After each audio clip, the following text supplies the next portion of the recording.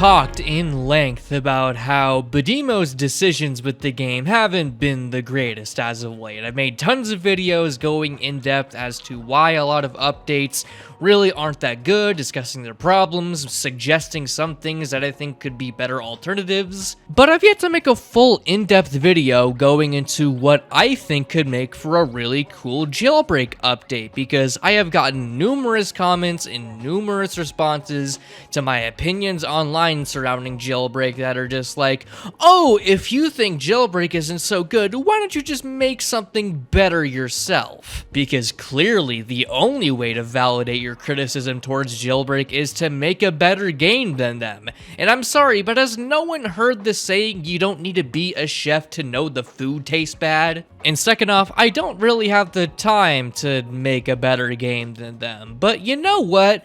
I am somewhat confident in my ability to make better decisions and come up with cooler ideas than Badimo. And that's what I'm going to be sharing here. I'm going to make an update idea video, something that I've been neglecting to do for the longest of whiles now, because videos like this tend to not be the greatest, if I'm gonna be honest. Because whether if it's in video format or if it's a social media post, jailbreak feature suggestions are always very hit or miss, because a lot of the suggestions I see from players just go under the guise of rule of cool, and they don't really take into account how they fit into the core gameplay. Like, I probably can't even count how many times I've seen things like vehicle weapon attachments be suggested, or a new map expansion, or businesses, or a space robbery, which admittedly would be cool, but like,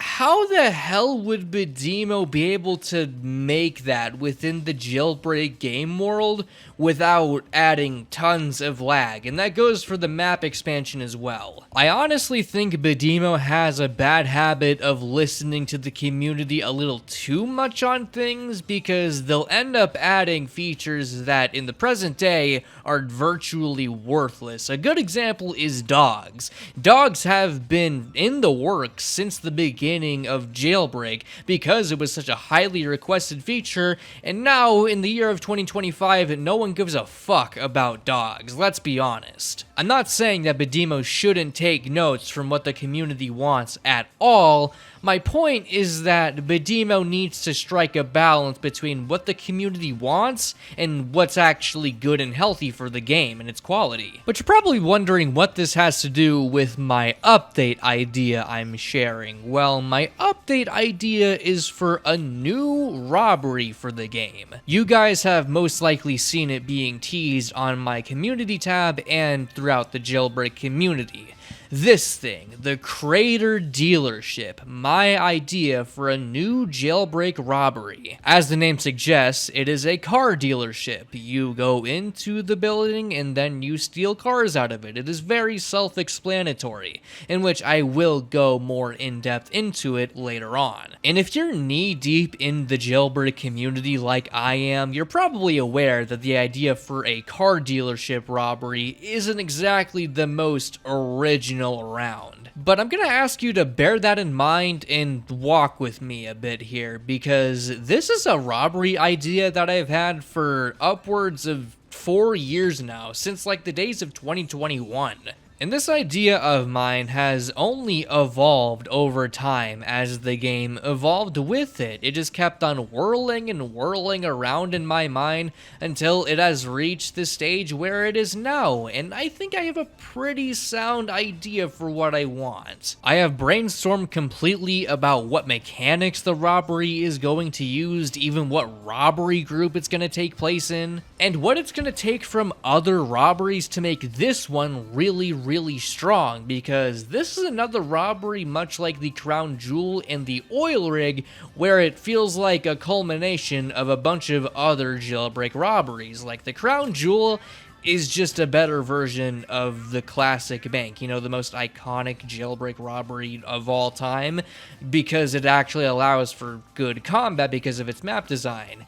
And the oil rig takes a bunch of stuff from a bunch of other robberies, like it takes the NPCs from the airdrops in the mansion and actually makes them good, and it uses the levers from the museum and the power plant flow puzzle. So you're going to be seeing a lot of that kind of DNA being injected into this robbery idea, so why don't we actually go over the idea itself? As the name suggests, the robbery takes place within Crater City because I think we all know that Crater City is in dire need of more robberies because it only has like the Crater Bank and technically the Crown Jewel, even though that's outside of the city, so it doesn't count. And I thought this building in particular would be a pretty nice spot for a robbery because, I mean, there's already a parking lot surrounding it, so really, it almost seems like there were plans to put a robbery here, but I don't know. At first, the robbery seems pretty unsuspecting. When it's not open, you are free to walk around it and admire the very cool cars that are put up for display. And when the tagline is luxury sports vehicles, it does not skimp out on that fact. There are a lot of very cool cars here. Like you got the Successor and the and even some limited vehicles like the Torero and the Poseidon. I kind of wanted to make it feel like that this was the place that a lot of these cars came from in the jailbreak world, and that includes the Successor because whenever the Successor was announced, it was revealed that the CEO is the one that owns that vehicle. I mean, hell, it is the escape car for the mansion robbery, so I wanted to make an implication that this is the place he bought it from. Though it may seem like a weird decision to include limited vehicles in this robbery idea, that's something I want to go into once we actually discuss the gameplay, the meat of this idea. So once the robbery opens up in the Crater City robbery group, you're still not able to access any of the vehicles shown on display. You'll soon realize that you're gonna need to access this elevator that's seen at the end of the dealership, in which requires a key card. Call the elevator down to go up, and you will be met with the home floor. This is where whoever owns this dealership lives, and you'll see by the decorations that it's not that different from how a top-tier jailbreak player designs their home. Like, you can see very rare pieces of jailbreak furniture placed about in a very orderly, fancy fashion.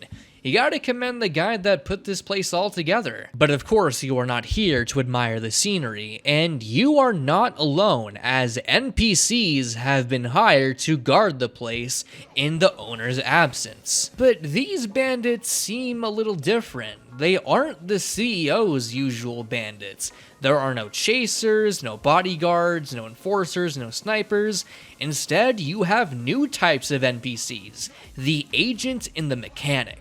The mechanic attacks by placing down sentries that you need to destroy while it guards itself with a riot shield, and the agent can either have a silenced pistol or a flintlock. And while the agent is very accurate with its shots, it only shoots a few times at once, and it is very evasive because it is the only NPC that can actually utilize rolling. I imagine these NPCs aren't that hard to take down because there are only like 6 of them in the robbery in total, and their whole gimmick isn't that they're challenging, it's just that their movesets are way more creative than the CEO's NPCs. So once you defeat the group of NPCs, you can open up this vault-sealed door and make your way to the main office. This is where you have access to the dealership owner's main central computer, which houses all of the security functions of the dealership.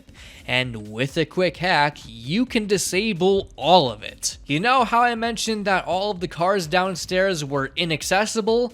Yeah, all of the security has been lifted and anyone downstairs can take a car and get out of there. And it doesn't extend to downstairs either. All of the cars in the robbery are now accessible for you to take, even the display ones that were in the home floor. So if you saw that Macron from before and you really wanted to take it, now you have the chance to just drive it straight through the window. And I imagine window breaking functions similarly to every other breakable thing on the road in the game, so it's very easy to do. But I have yet to mention one more room in the dealership, the one that is accessible through the main office vault. And what does it house? It's a garage of relics. Old cars of ancient Jailbreak history. You got legends like the Beam Hybrid, the Brule, the Torpedo, and the Javelin. And when the security is disabled, you can take any car that you want. And that includes these. Anyone can drive these. But there's a catch. There's one thing that I didn't tell you about. All of the showroom cars hide a very dangerous secret, because the key word of these vehicles is show cars. These are not meant to be driven. Very deliberately so by the dealership owner, because you know what these cars have? Bombs. Timed bombs, just in case if anyone wants to steal them. And the timers of these bombs scale to how rare a certain vehicle is. For example, if you wanted to steal the Successor, which is an obtainable vehicle in the game, the timer is going to be very lenient for you to get to the drop-off point. I'd say for cars like the Successor and the Torero and the Venom and the Carbonera, you got like a good 2 minutes to a minute and a half to take these all the way to the crime port, which is our drop-off designation. But say you wanted to steal something a little bit more risky, like a Parisian. Yeah, that timer is going to be cut in half. You only got like a minute to take this to the crime port. And if you want to steal anything from what I'm going to be calling the secret garage, yeah, that timer is going to be cut down to 30 seconds. That means you're going to need to be driving pitch perfectly to even get a chance of stealing one successfully. And depending on the timer of the vehicle that you stole, that's going to scale to how much money you are earned for your stolen vehicle. I'd say most ground level vehicles will only net you about 4 to 5k, which isn't a lot, but I think it accurately scales to how much risk you are wanting to take in the robbery. But the upper level vehicles will net you around 8k, and those secret garage vehicles, they're probably going to net you around 10k, probably as much as the crown jewel, hell, maybe even the mansion. Now, how about that? A reward system that accurately scales to how much risk we're willing to partake in the robbery? I think that's a pretty cool idea. It's much like the oil rig, where that robbery properly scales to how prepared you are for the robbery, and it's much more like the power plant, in my opinion, to how it scales to how fast your car is. But here, with the Crater dealership, it's not your personal vehicle that it scales to the vehicle that you choose to take. I think that's a pretty strong idea for a difficulty system, especially considering the other difficulty scales that other robberies have. And unlike other robberies where you will be punished for very BS reasons, here, the only way you're punished is if you just suck at driving jailbreak vehicles. Because you want to know what happens when the bomb goes off? You straight up die. All of your health gets taken out. And that's either because you weren't skilled enough to handle the speed of the higher level vehicles of the robbery, or you just aren't good enough at driving jailbreak vehicles in general. See? That is punishment done well, because it is directly a consequence of player skill. But you are probably wondering, where do cops come in this robbery?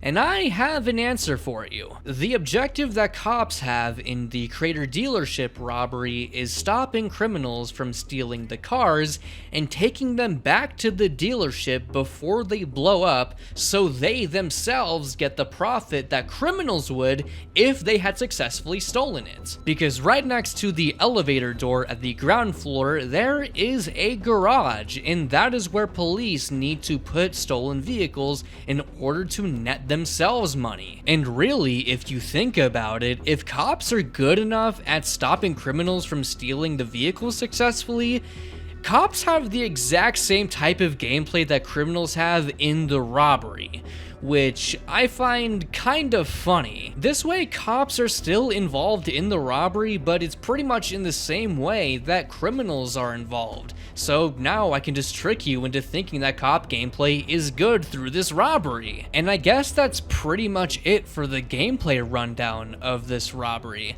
I guess some other things to note is that I imagine that you are not allowed to steal multiple vehicles at once during one opening cycle. A lot of robberies do function like this, but I just thought it would be good to mention here. And another thing, I don't think that all of the ground level vehicles are gonna have the same amount of time for you to take to the drop-off point, because vehicles like the Poseidon, in which I included, aren't really that good in terms of stats, so it would be really unfair if it had the same timer as something like the Carbonera. So it is gonna have a larger timer, but the payout is probably gonna be a lot smaller. And I guess now was a good time to mention my weird inclusion of limited vehicles for this robbery.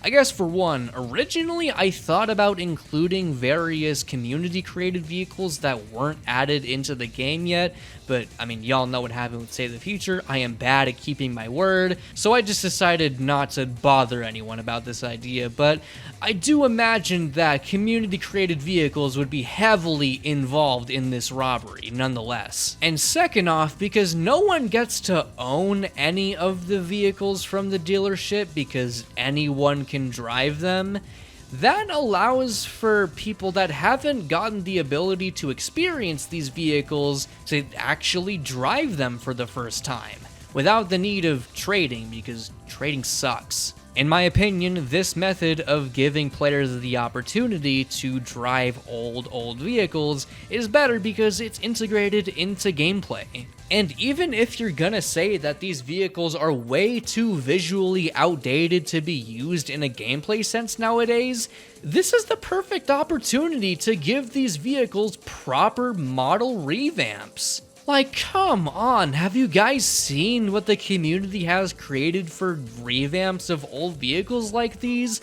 Like, people have made the Torpedo actually look like a Koenigsegg Agera RS, and the Brule actually look like a Bugatti Veyron. And of course, the revamps would just be for the robbery. The actual drivable, spawnable vehicles themselves would retain their old look. And if this were a hypothetical jailbreak update and Badimo would not do something like this, I'll just take a Lamborghini Sesto Elemento.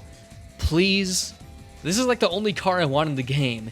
Can my prayers be answered? And I guess one other thing to mention about this robbery concept is that this robbery is very blatantly inspired by the likes of the Need for Speed games, specifically Payback and Rivals, because if y'all have played Need for Speed Payback, you have had to remember the mission Double or Nothing. You know, the mission where the gang steals a bunch of gold show cars that have bombs rigged to them, and then you get to drive the giant truck with the cars in it, and then they learn how to take off the bombs from the cars, and they use the bombs to blow up the bridge that stops the cops. It's a fantastic mission, and honestly, Need for Speed Payback is criminally underrated in my opinion. And I know microtransactions and things like that, but as someone that strictly played the game, it wasn't that bad. And then I was heavily inspired by Need for Speed Rivals, because Need for Speed Rivals is literally just jailbreak with cars, because it's cops versus criminals, or in this case, cops versus racers, and it's like the exact same type of gameplay, except the gameplay is the same between both teams because you're just driving cars, so it's actually a better game, but that's a whole nother discussion that was in another video anyway. But yeah, I think I'm pretty much done explaining my whole idea for what's essentially a fake jailbreak robbery. I hope you guys were intrigued by my idea, and I hope that this video doesn't entirely backfire and everyone realizes that I am a hack that doesn't know what he's talking about, because I failed to acknowledge several gameplay flaws that this would theoretically have. But I do think I did do a relatively alright job at thinking of a robbery that would fit in the game like a glove and would be a fun robbery in general. It surprises me that Budimo hasn't even tried to make a car dealership robbery because so many people have wanted it.